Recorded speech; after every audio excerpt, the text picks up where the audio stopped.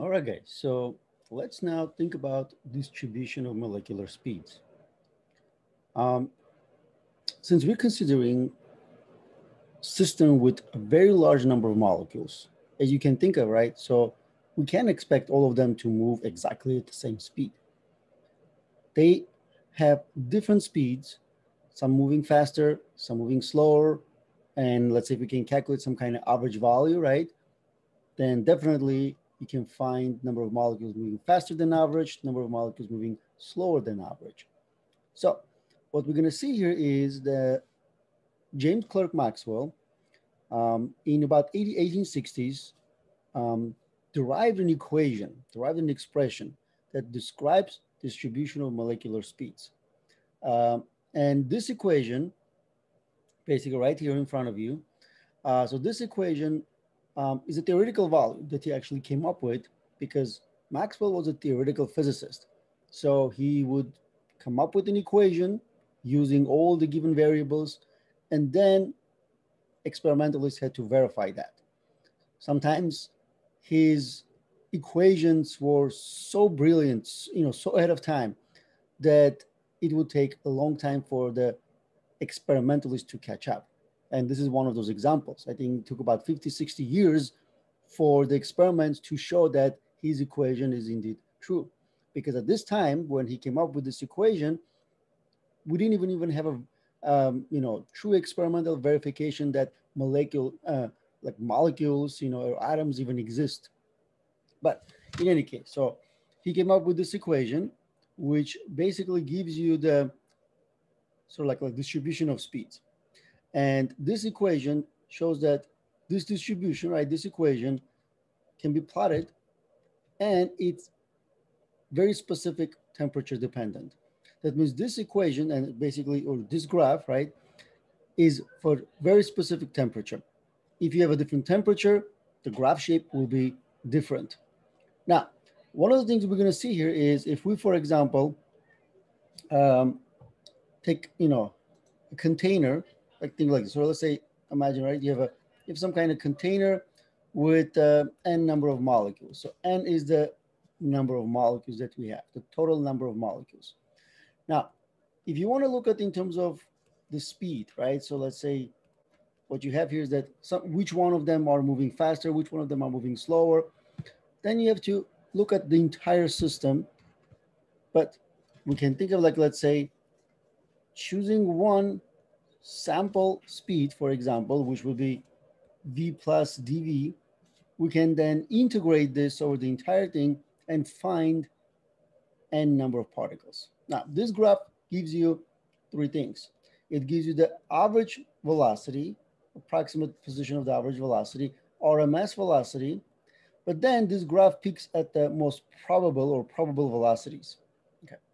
Now, the idea here is if you take this equation and if you integrate from 0 to infinity, f of v dv, this answer should give us n. And I want to do this derivation for you guys so you can see that this is indeed true. So let's look at the derivation here right now. Okay. So again, what we're doing here is imagine, right? So you have a container with certain number of n number of molecules, and we want to look at in terms of how we can use this Maxwell's equation. The idea here is if we take and multiply both sides by dv, and then integrate this from 0 to infinity, right? Then this is going to be then give you the entire distribution because the function here is pretty much the area under that graph. Okay, so let's do that. So in terms of then doing this derivation, let's say if I'm doing that integral from 0 to infinity, f of v dv, and where, f of v here is 4 pi n, then m over 2 pi k. This is a Boltzmann constant t, 3/2 v squared, then e to the negative 1/2 mv squared over kb times t, and this is dv. All right, so these are not your typical simple, derivatives, integrals. So we're gonna have to look at the, one of those tables, integral tables.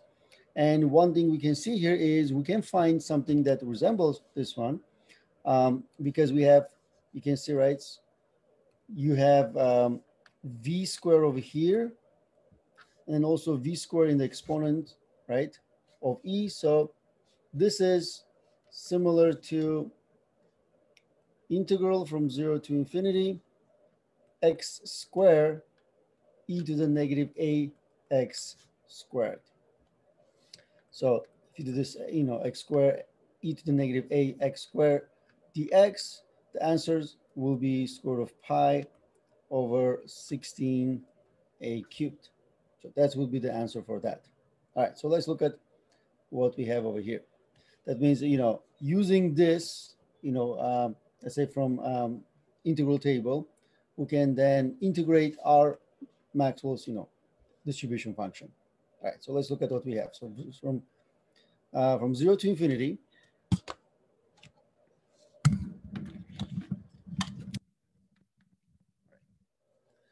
then if I'm writing the 4 pi n, and I have m over 2 pi kt 3/2 v squared e to the negative 1/2 mv squared over kt dv. I can see that from here, my x is equals to square root of mv squared over 2kt, or x squared is equals to mv squared over 2kt. Right, so if you're comparing that, so you should be able to see that. So this is basically my x squared. All right, so and then my v squared, rearranging from here, right, I can say that v squared is equals to 2kt over m times x squared. All right, so from which I can also get the dv. So if I say then v is equals to square root of 2kt over m, since x is squared, it can come out of this, so it becomes x. And then if I do the dv dx, so this will be then 2kt over m dx. All right, that means, I have something to replace my x squared, something to replace my v squared, and something to replace my dv. So when I go back to my equation, now I can plug in the, or replace the, v squared and dv with the other, derived, let's say, expressions. All right, so then I have 4 pi n, and then I have m squared, sorry, m over 2 pi kt 3/2, okay. And then I have a v squared. Well, my v squared is this one over here, which is 2kt over m times x squared. Then I have e to the negative 1/2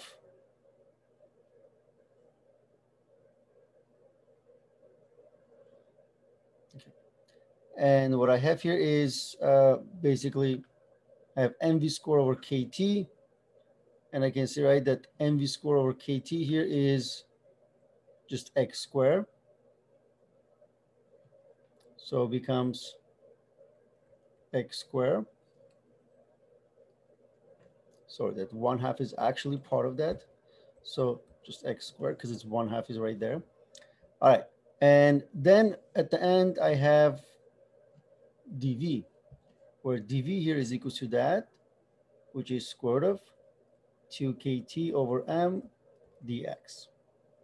All right. So I got this once I, replaced all of my quantities. That means v and a dv I replaced in terms of then, x, right? Then I can go from here and factor out all the, the constants and things like that, and move them out of the integral if I want to. So Here's a constant, here's a constant, here's a constant, here's a constant, right? All of those are basically constants. So I can remove them, 4 pi n. Then I have m over 2 pi kt, 3/2, and then 2 kt over m, and then square root of 2 kt over m. So those are my constants. And then from 0 to infinity, x squared e to the negative x squared dx. All right, so I got with that. All right, so now what I can see from here is that this term is m over 2 pi kt to the 3/2, and those two combined together, so 4 pi n, so then m over 2 pi kt 3/2.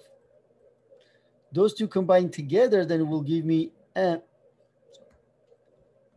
2 pi, sorry, just 2 kt over m 3/2. Okay, that means if I do, this is to the 1, this is to the 1/2. If I'm multiplying them, I can just end up adding them together. 1 plus 1/2 gives you 3/2. Okay, so and then this integral over here basically going to give me, just like you can see from the top, right? When we had the the function over here. Remember, so this has to be equals to square root of pi over 16a cubed. But for us, a is equals to 1, so it becomes pi over square root of pi over 16. Okay, that's what integrating that will give us, pi over square root of 16, which is basically square root of pi over 4.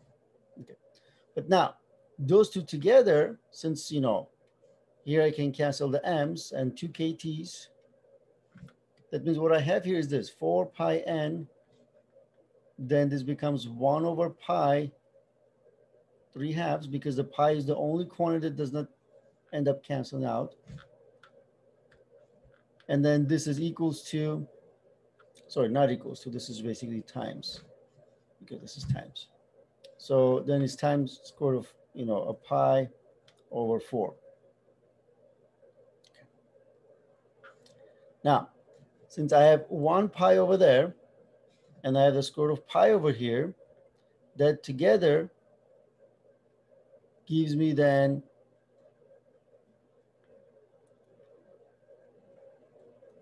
pi 3/2. Cancel that. 3/2. This 4 cancel with that 4. That means pi over, pi 3/2 and 1 over pi 3/2. They will cancel. And the only thing then end up surviving is then this n. And that will be then our final answer. That means integrating this whole thing, right, will give us final answer as n, which is the total number of molecules. All right. So let's go back to the here. So that's why if you do the integral, right, you're going to get total number of molecules. All right. So we can see, right, also that this distribution, as I mentioned, is temperature dependent. That means every temperature going to have its own graph, or in terms of different shape, and that will be in terms of, let's say, remember we talked about that temperature represents the overall, like let's say the average kinetic energy of the particles, and the faster they're moving, right, indication of a higher temperature. And this is kind of like what we have in terms of the distribution of two different temperatures, right? You can see, right, higher the temperature, different the shape. And also one of the things we have here is that yellow and orange, part of the graph represent the particles moving at the speed faster than, let's say, most of the other particles. And generally that represents, when they have enough energy, when they collide with one another, so they can actually partially penetrate each other. And the energy that required for that to happen is called an activation energy, okay? And activation energy also dependent on specific type of like chemical reactions and things like that. So that's why generally what we have here is, you know, let's say when the temperature, you know, is high, usually what you get here is, you know, many chemical reactions, right? The, you know, things like this happen much more rapidly because of the higher temperature coming with the higher number of particles moving at the higher speed, and much higher number of particles actually having this activation energy. All right. So let's look at another example over here.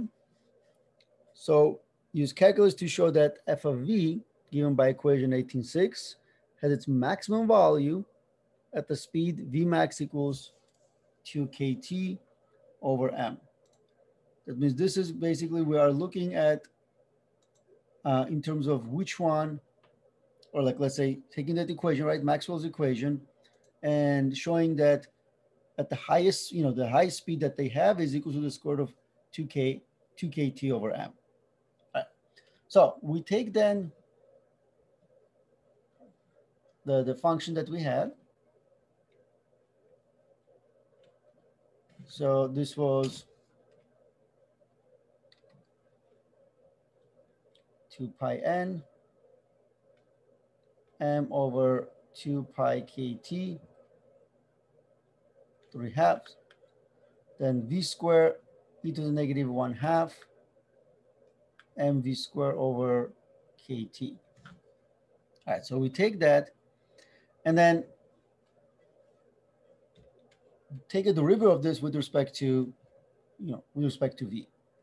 So df dv. Okay. So this will then give us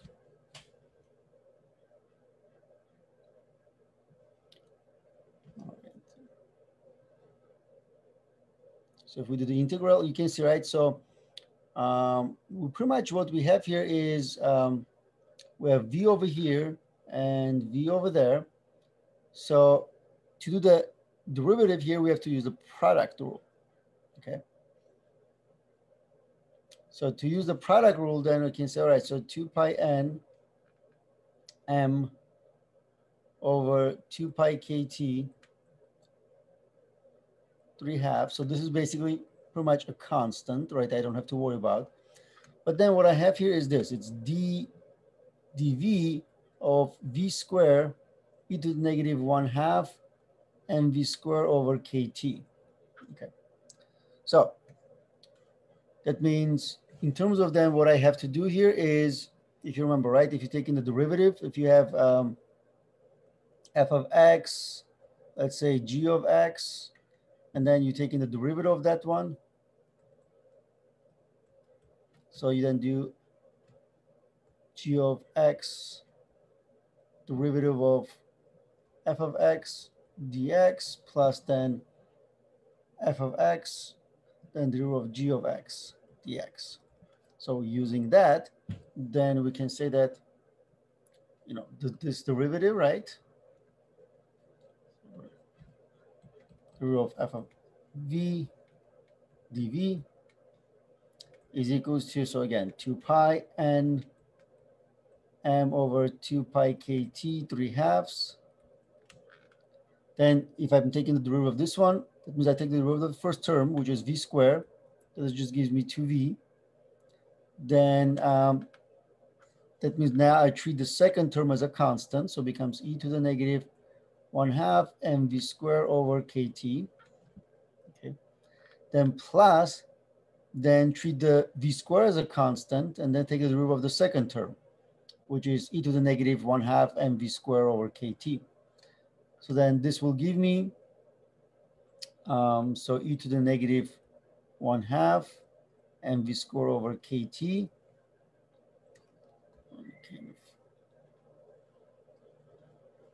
Get rid of that so I have enough space. And then take the derivative of the, you know, the argument of e, right? So which is, you know, negative 1/2 mv square over kT. So this will give me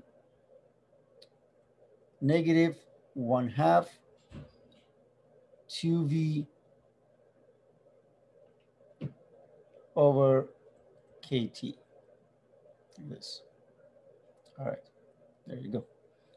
So from here, this 2 can cancel out.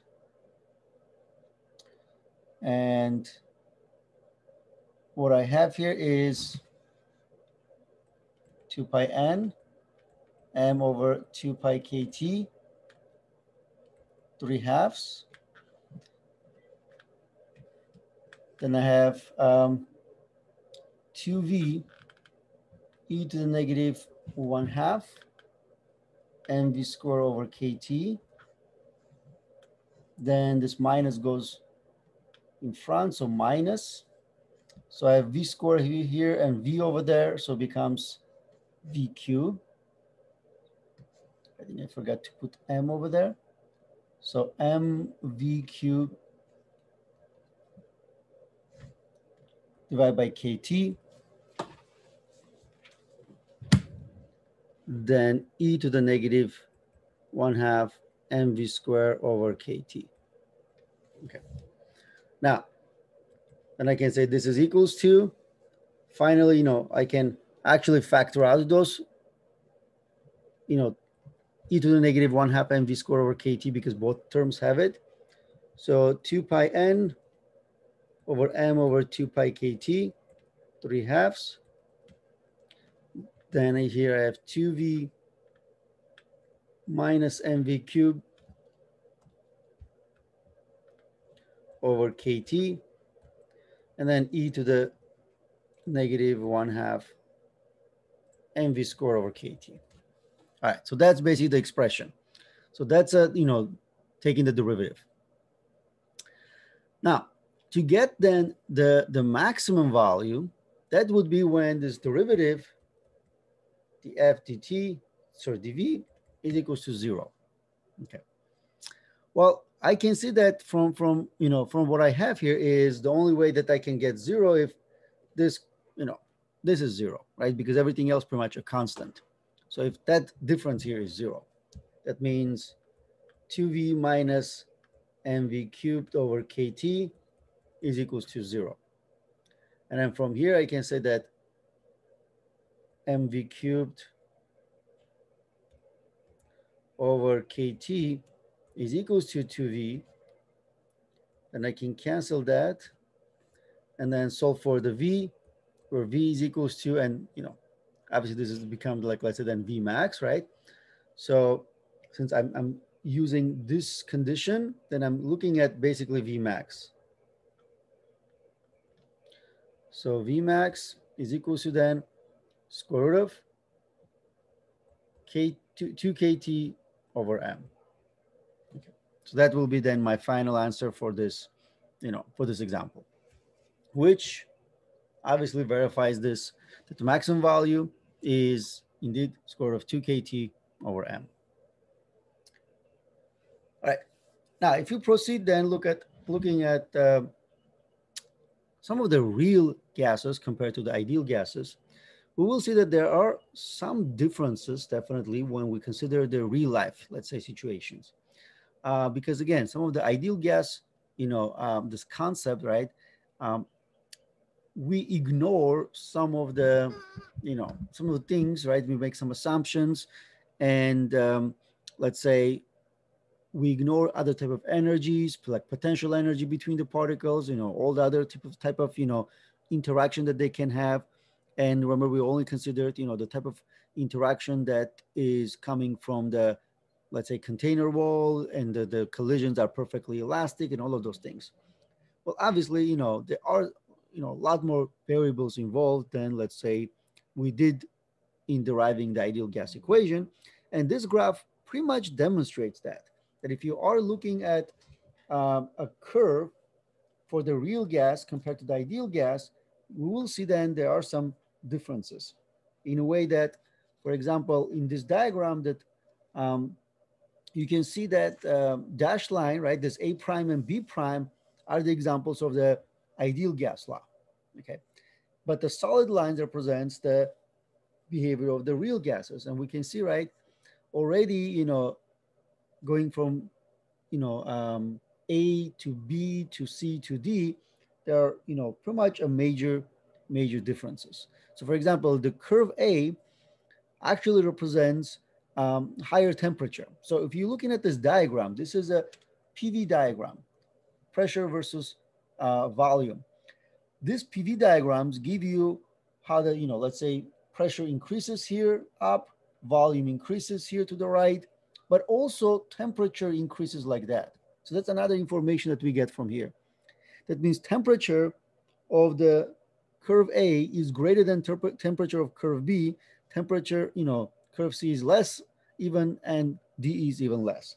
That means temperature of the curve D is the lowest from that bunch. And that means, closer you are to the origin, lower the temperature. I mean, we're going to talk about this, these are known as isotherms. So for a diagram like this, we can think of like temperature basically goes like this. So those are the lines for the same temperature. So that means, the first line, everywhere temperature is the same. Second line, everywhere temperature is the same, but higher than the curve one.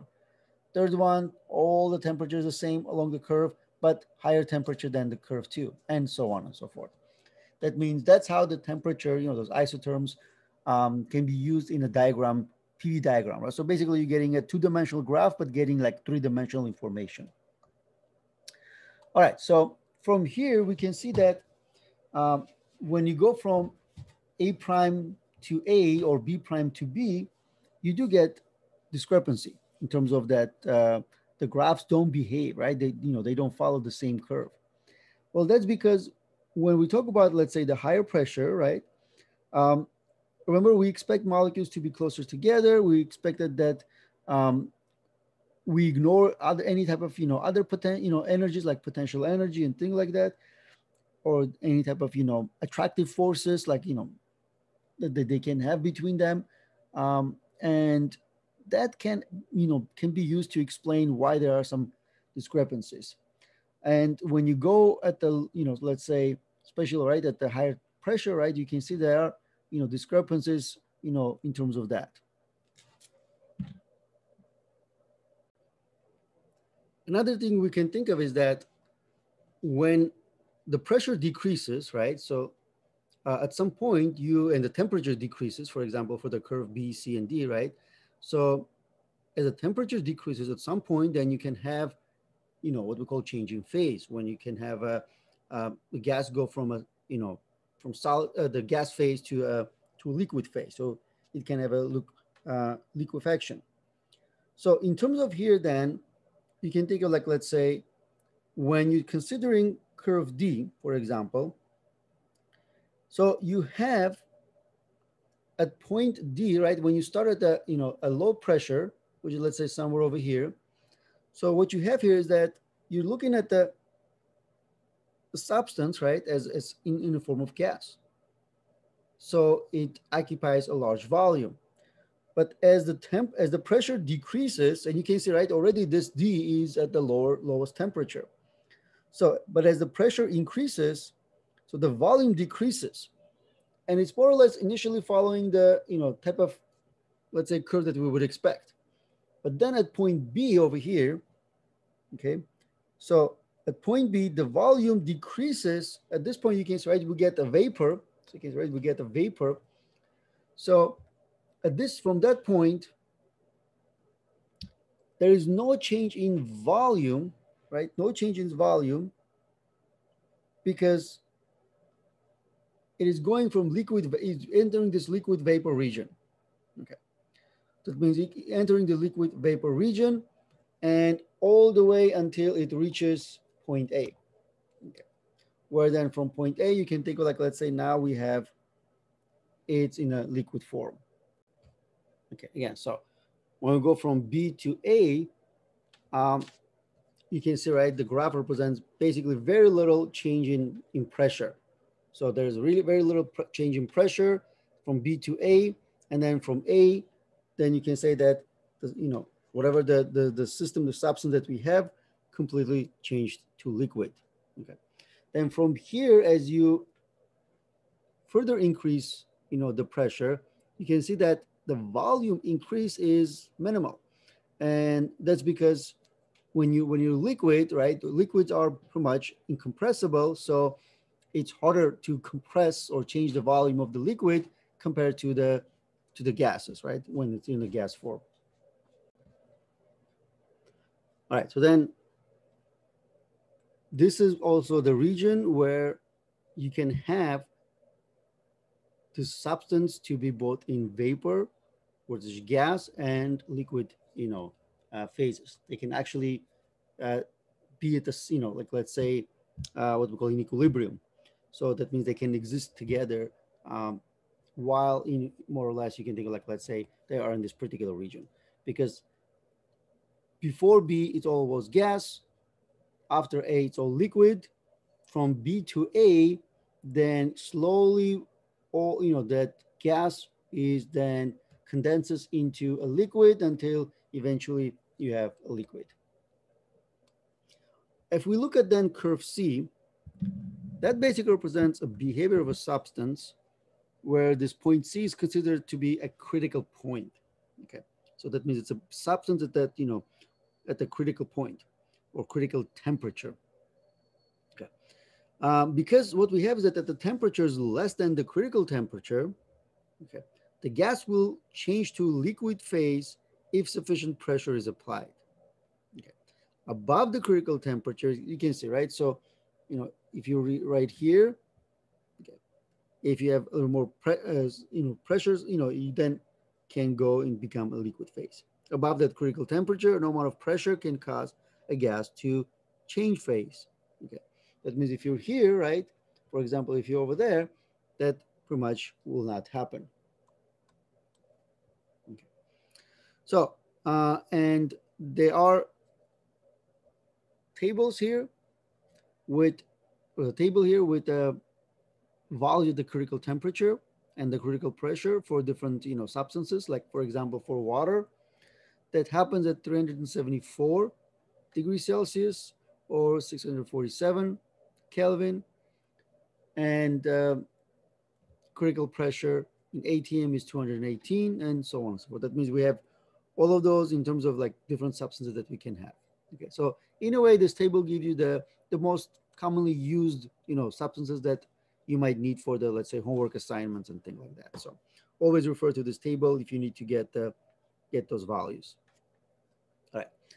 So one of the things that we also have here is, instead of doing the pressure versus volume, right, PV diagram, we can also do a PT diagram, which is pressure versus temperature. So the PT diagram is also known as a phase diagram.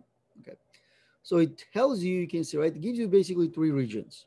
Okay, so and the lines, those red lines, represent the equilibrium lines. So that means, this, for example, this line over here, SV, where S is for a solid, V for the vapor, gives you under which condition in terms of temperature and pressure you can have a substance going from solid to a gas directly.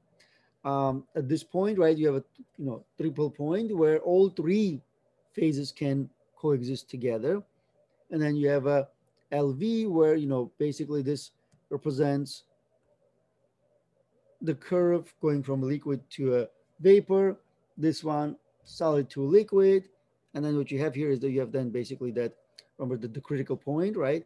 The temperature when the liquid goes to a gas, when you apply a little bit more, let's say, pressure. At this point, you can see that those regions, right, solid, liquid, and gas, follow kind of like what we know already. Because, for example, when the pressure is 1 atm, 1 atmospheric pressure, and let's say this is water, right? We know that water changes phase from solid to liquid is exactly 0 degrees Celsius. Okay. That means at 0 degrees Celsius, in order for a solid to become liquid, you need to have a 1 atm. Well, obviously you can see, right, if your pressure is, for example, 0.006 atm, at 0 degree temperature, right, it doesn't happen. You need to increase your temperature to 0.01 so that you can actually go, and melt, let's say, the ice. So then that means this graph, right, this phase diagram tells you, those are the conditions, right, going from a liquid, solid to liquid. These are the conditions, for the liquid to, let's say, gas. And you can see, right, it's a pressure and temperature, right? So if you talk about, let's say, atmospheric pressure, draw this line and see what you have for the melting and then for the boiling. Okay. But if you have a different pressure, then things change. At some, you can see, right, at some pressure, when the let's say you have a low enough pressure, the you can go from a solid to a vapor without even going from into a liquid phase, right? So you can go from a solid to a vapor directly. All right. So this is known as a sublimation. So the sublimation is when you go from solid to a gas directly. All right. So we have the melting point right here, for example, right? So that means if you're at 1 atm, you'll never have a sublimation, right? So if your pressure is 1 atm, you're going to go from solid to liquid and then from liquid to a gas. Okay. But if your pressure is very low, then you can actually do have a sublimation. So that means the condition have to be, appropriate for that to happen. Okay. So this particular diagram is for water. Okay. So one of the things we have here is for water, the diagram will be a little bit different compared to anything else. For example, this is carbon dioxide. So most of the things pretty much the same. So you have a region where there is a, SV region, right? And you have a LV region and you have a SL region.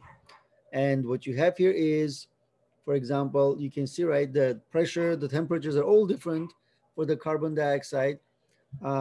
So let's say the triple point, happens at 5.11 atm and negative 56.6 degree Celsius, right?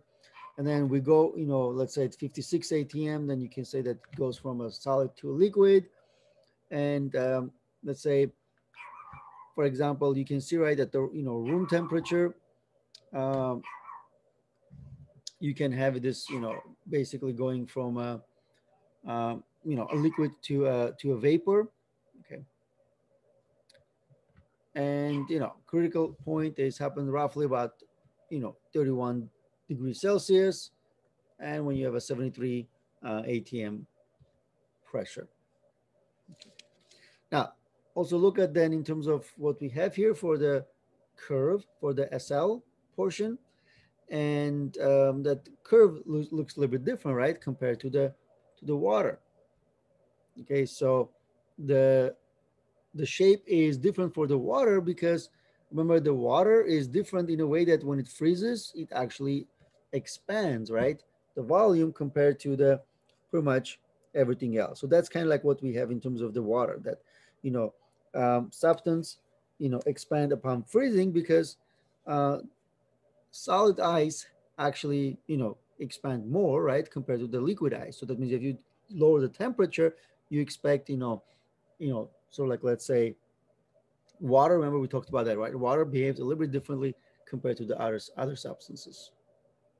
Okay. All right, so let's look at then this example over here. It says the phase diagram below can be interpreted to yield information on how the boiling and melting points of water change with altitude. Okay. Explain how this information can be obtained and how might this information affect cooking procedures in mountains. Okay. So now one thing we know here is, let's say if this is Earth, so our pressure is highest at the ground level, right? And as we go, with altitude, pressure decreases. Okay, so pressure decreases with altitude. Okay. That means one thing we can see here is, for example, this, we have like, let's say O is the, triple point, right? Let's say here we have a point C. So let's say what we have here is, this is, OC over here. Thing like this. So here the high pressure, here's the lower pressure more or less. So P high, P low.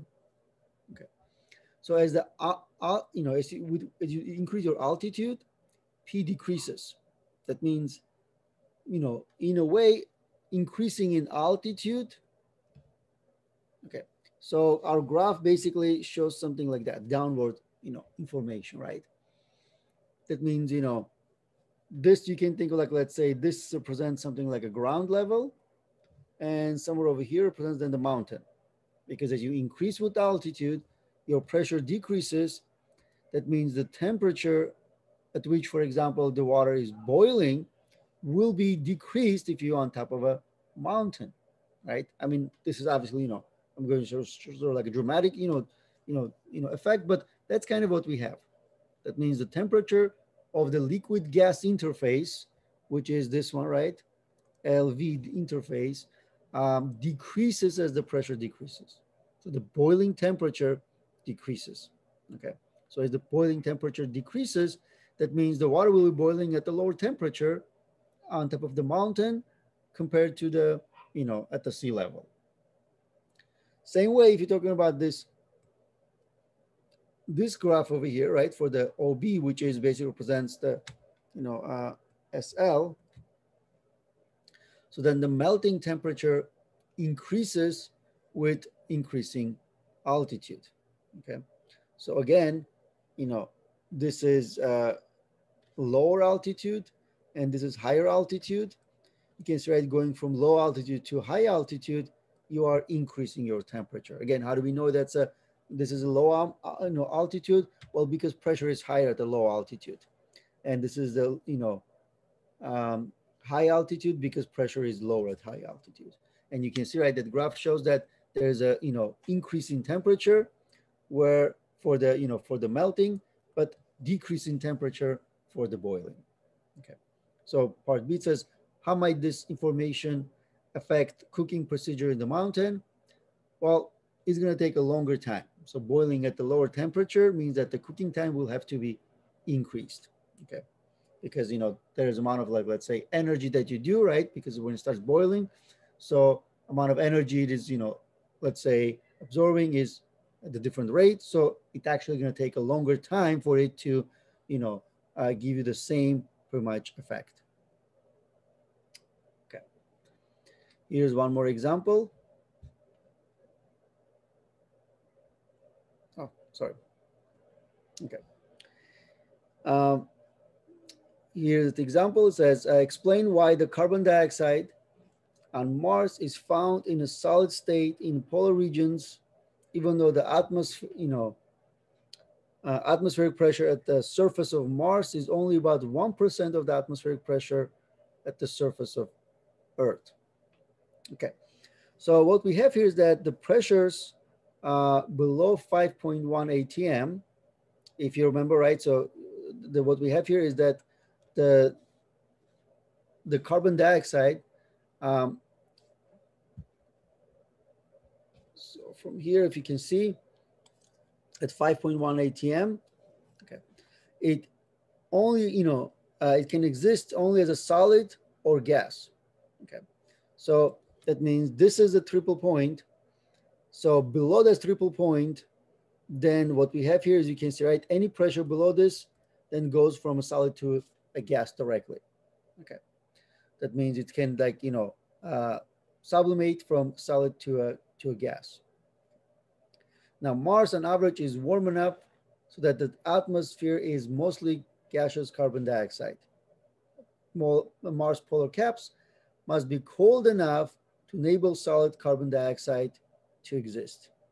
Okay, that means, we have to talk about in terms of the cold enough. So for that, you have a solid, dry ice, right? So that basic solid carbon dioxide is what we call dry ice for it to exist. All right.